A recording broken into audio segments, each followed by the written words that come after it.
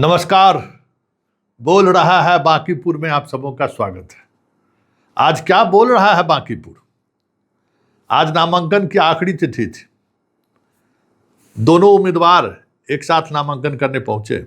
थोड़ी देर के अंतराल में प्रशांत किशोर भी पहुंचे और नीरज कुमार भी पहुंचे। देखिए, यही तो कहा जाता है।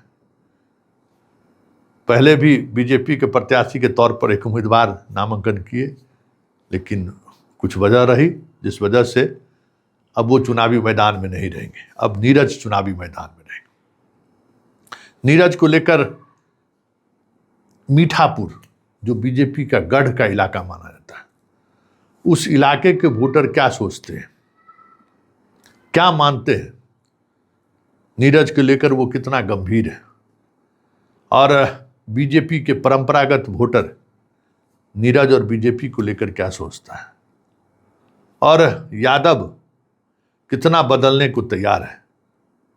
क्योंकि यादव का भी थर्मामीटर लगाना जरूरी है कि वो अभी भी आरजेडी के साथ है या फिर बदलाव के पक्ष में कुछ बात भी कर रहा है। तो हमने कुछ यादवों से भी बात की है, हमारा संवाददाता आलोक, और व्यापार करने वाले लोगों से भी बातचीत हुई है। बड़ा क्लियर कट, उसमें कट टू कट, कहीं कोई इफ वट नहीं है।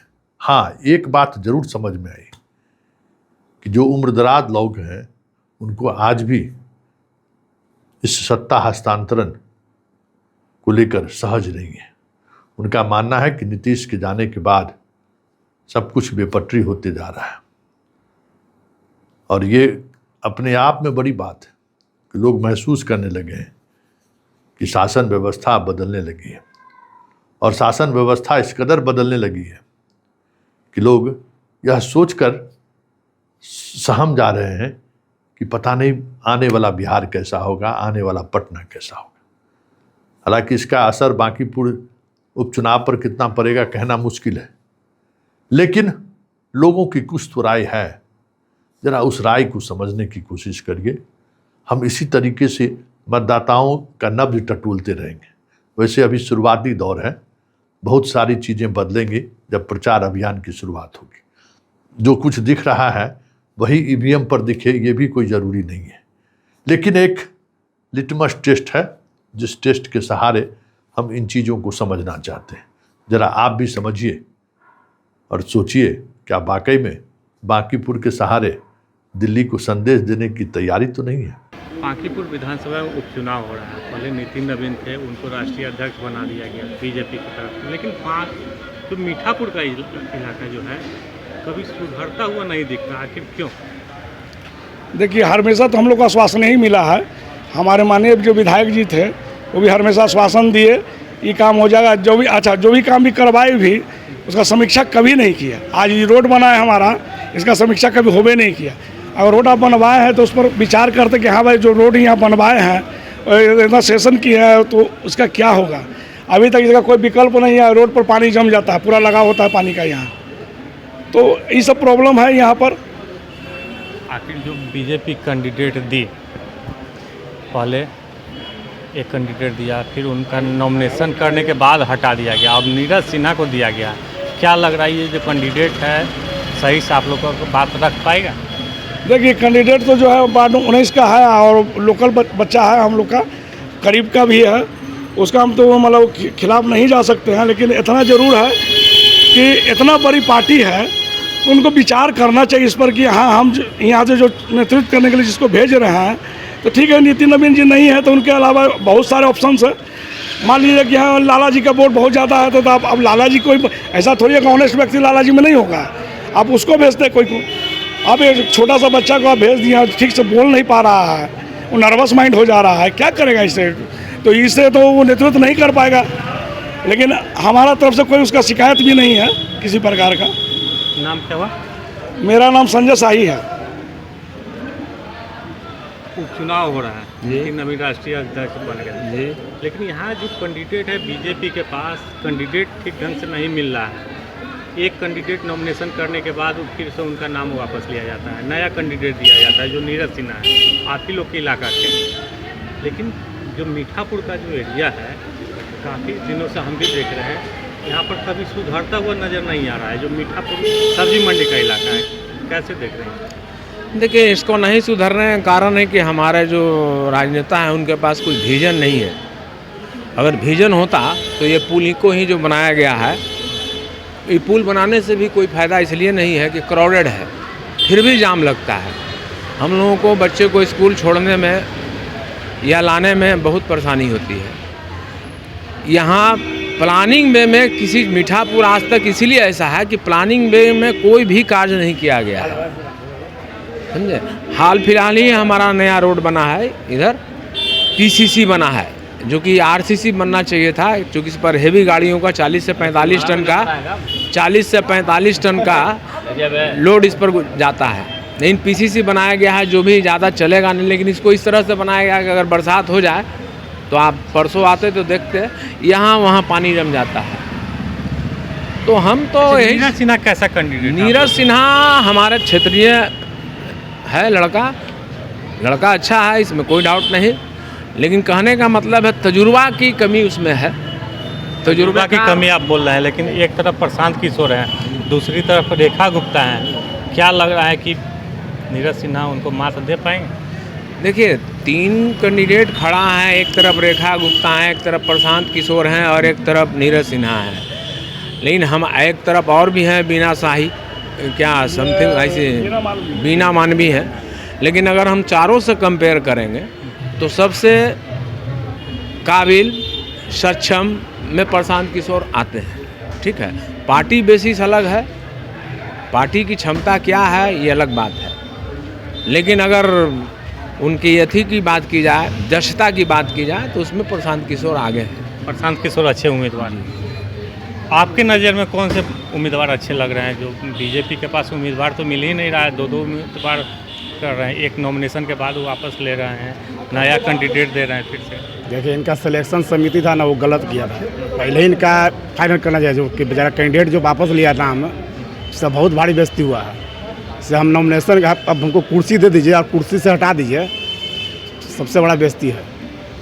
पार्टी को पहले ही निर्णय करना चाहिए कि हमको किस कैंडिडेट को देना है। इस तरह का पार्टी का छवि खराब होता है। पार्टी का छवि। हाँ, प्रशांत किशोर कैसे उम्मीदवार हैं? रेखा गुप्ता कैसे? बढ़िया उम्मीदवार है प्रशांत किशोर। क्या लग रहा है इस बार प्रशांत किशोर निकल जाएंगे क्या? नीरज कुमार नहीं निकलेगा। कारण है कि उनका वोट बैंक यहाँ उतना नहीं है। जो भी है बीजेपी का वोट बैंक है, निकलेगा तो बीजेपी ही यहाँ से।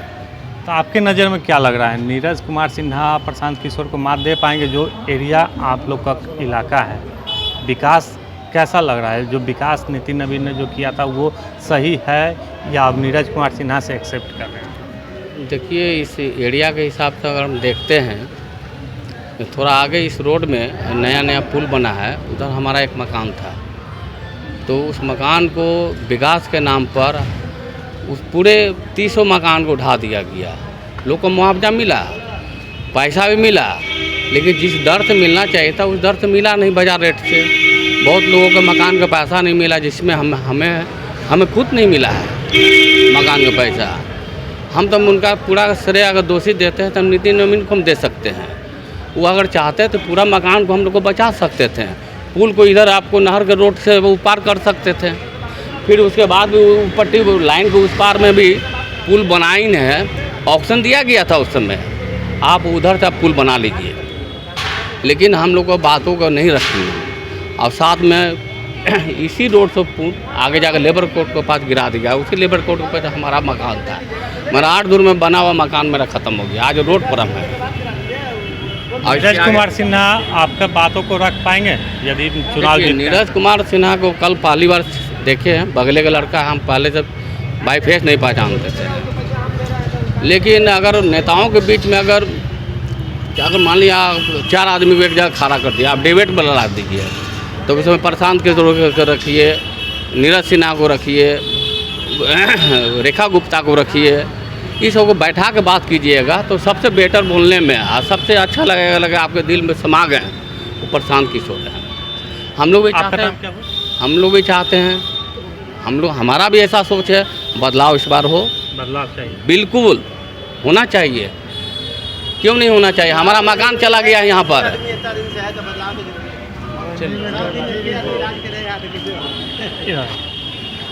आप लोग इस इलाका के काफ़ी पुराने लोग, ठीक है, क्या इस बार बदलाव चाहिए? जो नितिन नवीन के बाद जो उपचुनाव हो रहा है, राष्ट्रीय अध्यक्ष तो बन गए, लेकिन विकास कैसा लग रहा है? विकास हुआ है नितिन नवीन के रहते हुए या नीरज सिन्हा करेंगे?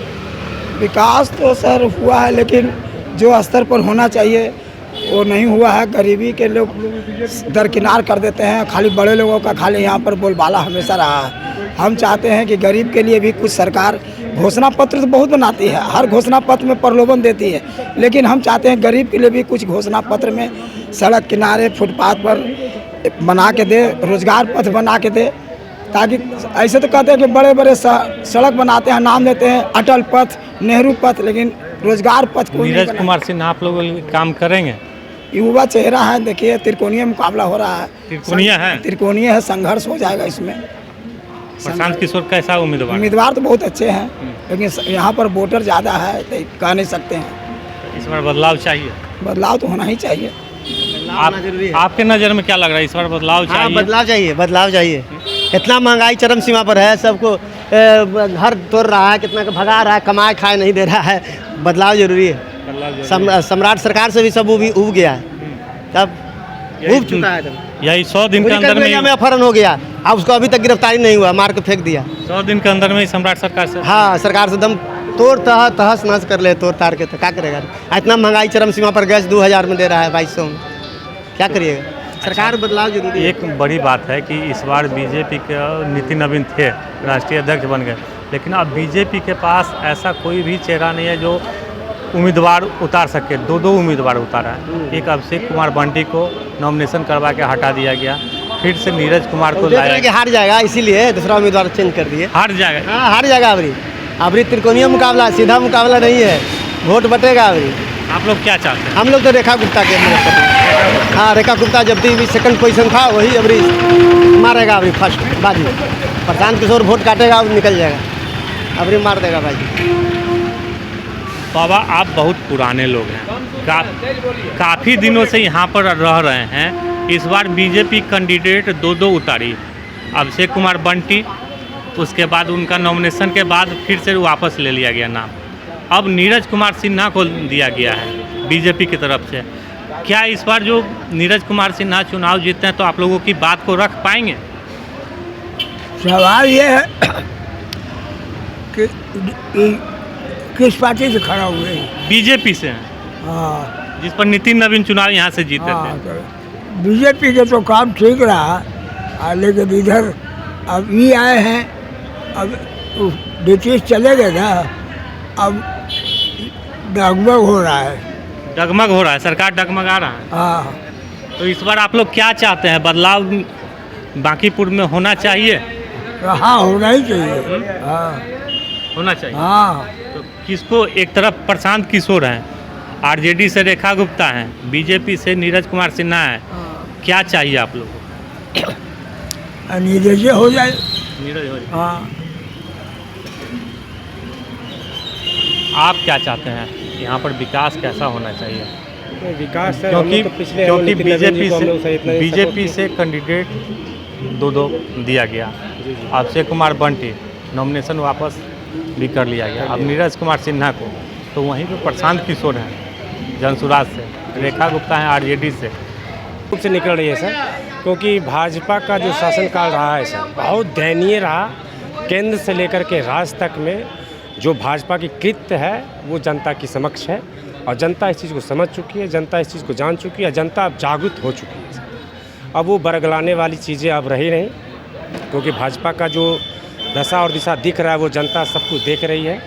जो केंद्र से लेकर के राज्य तक में जो हालत है सर, जो आज गरीबी और बेरोजगारी जो चरम पे है, इस पर कोई ध्यान नहीं है किसी सरकार की। कोई इस पर बेरोजगारी पे बात करने के लिए बिल्कुल सहमति नहीं है, बिल्कुल उस पर बात करना नहीं चाहते हैं कि क्या बेरोजगारी। आप लोग क्या चाहते हैं? बांकीपुर से कौन सा उम्मीदवार को निकलना है? रेखा गुप्ता सर।